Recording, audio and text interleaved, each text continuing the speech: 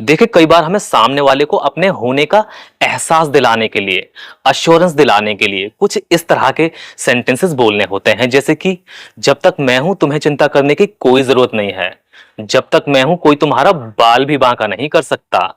जब तक मैं हूं तुम्हें ऐसा नहीं करने दूंगा।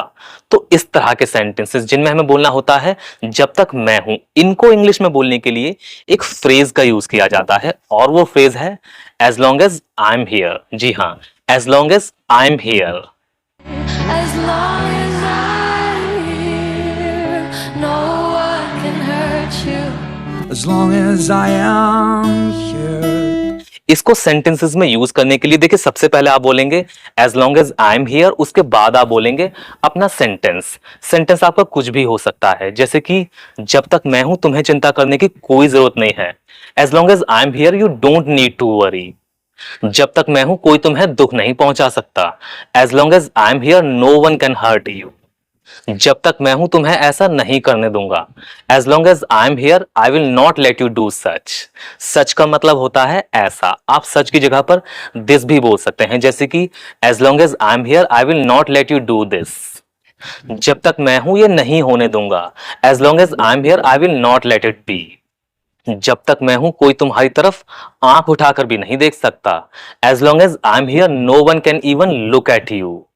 जब तक मैं हूं कोई तुम्हारा बाल भी बांका नहीं कर सकता।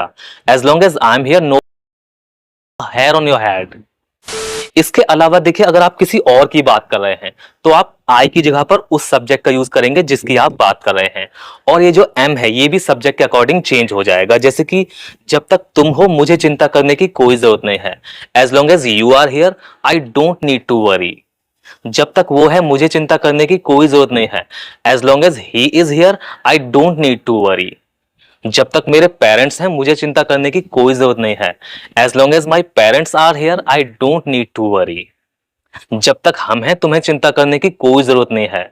As long as we are here you don't need to worry. So guys, हमेशा की तरह होमवर्क की बारी। एक सेंटेंस आप सभी के लिए। जब तक आप हो हम खुश हैं। आपको ये सेंटेंस इंग्लिश में ट्रांसलेट करना है हमेशा की तरह, और कमेंट में लिखना है। देखते हैं कितने लोग सही ट्रांसलेट करते हैं। Best of luck. So guys, मिलते हैं अगली वीडियो में एक नए लेसन के साथ। Till then take care.